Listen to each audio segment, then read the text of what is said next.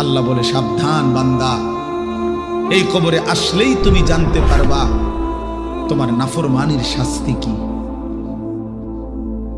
সুম্মা কাল্লা সাউফা তা'লামুন, আবারও জানতে পারবা হাসরের ময়দানে জাহান্নামের শাস্তি দিয়া তোমার নাফরমানির পরিণতি কি।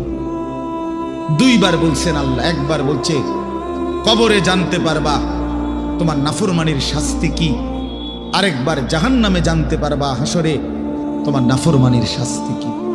সামান্য কয়টা বুট বেচতে বেচতে বেচারা এক ওয়াক্ত নামাজ পড়ে না, কদ্দুর চা বেচে, দুইটা বন বেচে, বেচারা এক ওয়াক্ত নামাজ পড়ে না।